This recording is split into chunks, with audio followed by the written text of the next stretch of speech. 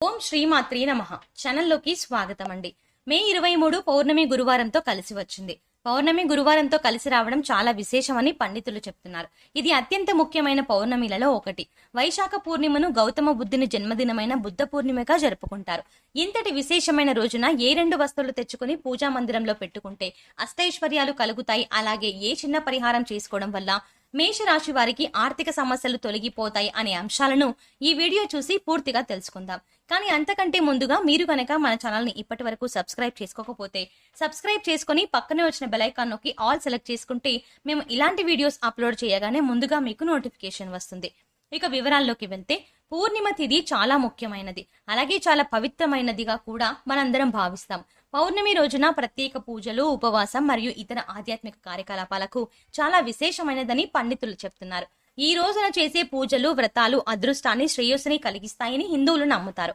పౌర్ణమి రోజున అనేక దేవాలయాల్లో అలాగే పుణ్యక్షేత్రాల్లో కూడా విశేషమైన పూజలు నిర్వహిస్తారు. పూర్ణిమ వ్రతం, ఉమామహేశ్వర్ వ్రతం, సూర్యనారాయణ పూజ, సత్యనారాయణ పూజ, గురు పూర్ణిమ, వట్ పూర్ణిమ, కార్తీక పూర్ణిమ, హోలీ పండుగ, హనుమాన్ జయంతి, దత్తాత్రేయ జయంతి, రక్షాబంధన్, బుద్ధ పూర్ణిమ మొదలైనవి వివిధ హిందూ చాంద్రమాన నెలలో పౌర్ణమితో సంబంధం కలిగి ఉంటాయి.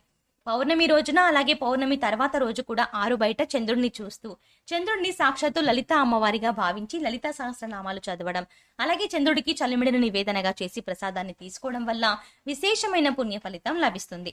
జ్యోతిష శాస్త్రం ప్రకారం ఈ పౌర్ణమికి ప్రత్యేక ప్రాముఖ్యత ఉంది. గురువారం పౌర్ణమి కలిసి రావడం వల్ల చాలా శక్తివంతమైనది అని పండితులు వివరిస్తున్నారు.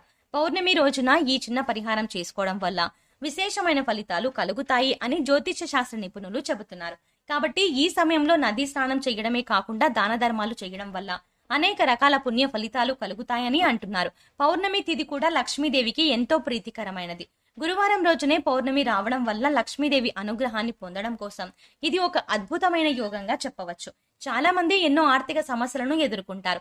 ఎంత కష్టపడినా సరే, ఎంత డబ్బు వచ్చినా ఇంట్లో డబ్బు నిలకడలేక ఎన్నో ఇబ్బందులు ఎదుర్కొంటారు. డబ్బు రావడానికి ఏదైనా పరిహారం ఉంటే బాగుంటుంది అని అనుకుంటారు. ఎన్నో పరిహారాలు చేసి సిద్ధించక ఇబ్బందులు పడేవారు వచ్చే పౌర్ణమి రోజు ఈ పరిహారాన్ని చేసినట్లయితే ఖచ్చితంగా వారి జీవితంలో మార్పు జరుగుతుందని చెప్పవచ్చు.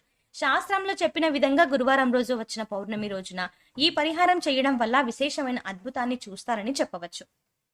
పౌర్ణమి రోజు పూజా గదిలో ఈ రెండు వస్తువులను తెచ్చిపెట్టుకుంటే లక్ష్మీనారాయణుల అనుగ్రహంతో సకల ఐశ్వర్యాలు సిద్ధిస్తాయని మన పెద్దలు చెప్తున్నారు. ఆ వస్తువుల్లో మొదటి వస్తువు గోవు బొమ్మ. ఆవు దూడ బొమ్మ ఉంటే ఇంకా మంచిది. పౌర్ణమి లోపు ఒక గోవు బొమ్మను తెచ్చి పూజా గదిలో పెట్టుకుంటే సకల ఐశ్వర్యాలు సిద్ధిస్తాయని పండితులు చెప్తున్నారు. గోవు అంటే లక్ష్మీ స్వరూపం.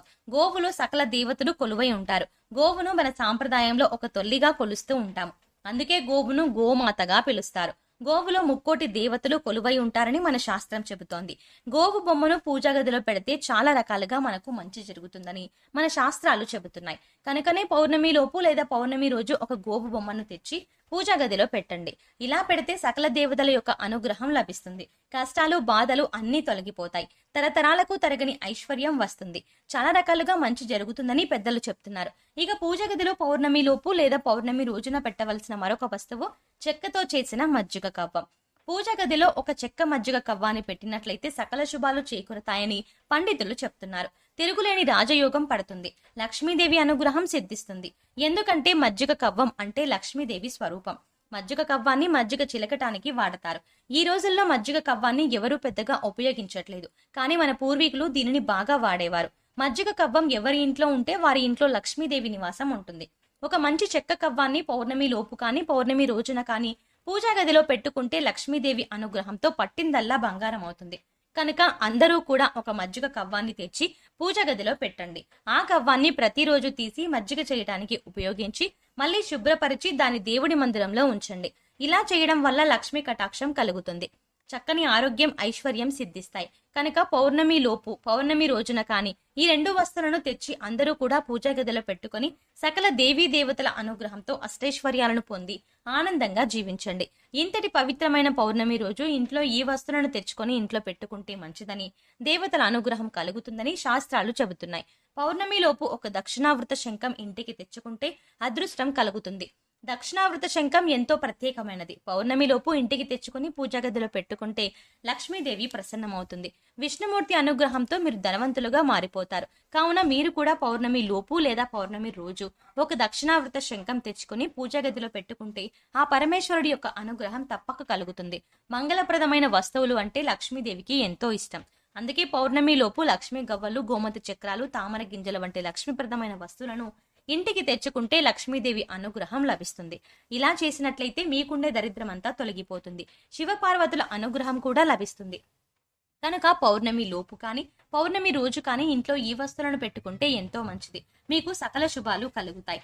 ఈ వస్తువుల్లో ఏ ఒక్క వస్తువును ఇంటికి తెచ్చుకున్నా శుభం కలుగుతుంది. కానీ మీ ఇంట్లో ఇప్పటికే ఈ వస్తువులు ఉంటే అవసరం లేదు. ఈ వస్తువులు ఇప్పటి వరకు ఇంట్లో లేనివారు పౌర్ణమి లోపు కానీ పౌర్ణమి రోజు కానీ ఇంటికి తెచ్చుకోండి. ఇలా తెచ్చుకుంటే సకల శుభాలు కలుగుతాయి. అయితే పౌర్ణమి రోజున మేషరాశి వారు ఏ పరిహారం చేస్తే వారి జీవితంలో కష్ట నష్టాలు తొలగిపోతాయో తెలుసుకుందాం. ఏ పని మొదలు పెట్టినా ఆటంకాలు లేకుండా ఉండాలంటే గణపతిని ముందుగా ప్రార్థించాలి అన్న విషయం మనందరికీ తెలిసిందే. అయితే ఈ పౌర్ణమి రోజున మీకు వీలైతే గుడికి వెళ్లి వినాయకుడికి గరికెను సమర్పించి ఎర్రటి పుష్పాలతో అష్టోత్తరం చేయించుకోండి. గుడిలో నివేదన పెట్టిన తీపి పదార్థాలను మీరు స్వీకరించండి. లేదు గుడికి వెళ్ళడానికి వీలు కాకపోతే మీ ఇంట్లోనే పూజా మందిరంలో వినాయకుడికి గరికెను, ఎర్రటి పుష్పాలను సమర్పించి గణపతి స్తోత్రాలను, అష్టోత్తరాన్ని చదువుకోండి. అలాగే ఇంట్లో మీ వినాయకుడికి చిన్న బెల్లం ముక్క నివేదన చెయ్యండి. దాన్ని ప్రసాదంగా ఇంటిల్లిపాది తీసుకోండి. అయితే ఎంతో ప్రత్యేకమైన ఈ రోజున ఆవుకి ఇది తినిపించడం ద్వారా సంతానం అనుకున్న రంగాల్లో విశేషమైన విజయాన్ని సాధిస్తారు. అలాగే సంతానం ఆరోగ్యం, ఐశ్వర్యం, అదృష్టం కలిగి సంతోషంగా ఉంటారు. కాబట్టి ఈ రోజున ఉదయాన్నే నిద్రలేచి ఇల్లంతా శుభ్రం చేసుకుని తలస్నానం చేసి ఇల్లంతా ధూపాన్ని వేయాలి. అలాగే ఈ రోజున అమ్మవారికి ఇష్టమైన నైవేద్యాన్ని సమర్పించండి. అలాగే ఇంట్లో దీపారాధన చేసి ఓం నందికేశ్వరాయ నమః అనే నామాన్ని 21 సార్లు లేదా 54 సార్లు లేదా 18 సార్లు చదువుకోవాలి. ఈ విధంగా చదువుకోవడం వల్ల నందీశ్వరుడి అనుగ్రహంతో ఆత్మస్థైర్యం పెరుగుతుంది. అలాగే ఆవుకి గడ్డి, క్యారెట్, అరటిపళ్ళు వంటివి తినిపించాలి. ఇలా చేయడం వల్ల మీకు పౌర్ణమి నుంచి కూడా ఎటువంటి ఇబ్బందులు, ఆటంకాలు లేకుండా సంతోషంగా జీవిస్తారు. అలాగే లక్ష్మీదేవి అష్టోత్తరం చదవడం వల్ల విశేషమైన ఫలితాలు కలుగుతాయి. పౌర్ణమి రోజు ఈ విధంగా చేయడం వల్ల మీకున్న కష్టాలన్నీ తొలగిపోయి ఇల్లు సంపదతో నిండిపోతుంది. అంతేకాకుండా ఈ రోజు దాన ధర్మాలు చేయడం వల్ల జీవితంలో కష్టాలన్నీ తొలగిపోయి ఇంట్లో సుఖ సంతోషాలు, ఐశ్వర్యం లభిస్తుందని ఒక నమ్మకం. పౌర్ణమి రోజు లక్ష్మీదేవికి ప్రత్యేక పూజలు చేసి ఉపవాసాలు పాటించడం వల్ల కోరుకున్న కోరికలు నెరవేరుతాయి అని విశ్వాసం. సో చూసారు కదండి, పౌర్ణమి లోపు కానీ లేదా పౌర్ణమి రోజు కానీ మేషరాశి వారు ఏ వస్తువులను ఇంట్లో పెట్టుకోవడం వల్ల లక్ష్మీదేవి అనుగ్రహంతో అష్టైశ్వర్యాలు పొందుతారు అనే అంశాలను ఈ వీడియోలో మనం వివరంగా తెలుసుకున్నాం కదా. ఈ వీడియో మీకు నచ్చినట్టయితే లైక్ చేసి మీ ఫ్రెండ్స్ అండ్ ఫ్యామిలీ మెంబర్స్ లో ఈ వీడియోని షేర్ చేసుకోవడం మాత్రం మర్చిపోకండి. ముఖ్యంగా మేషరాశి వారు ఎవరైనా ఉంటే వారితో ఈ వీడియోని షేర్ చేసుకోండి.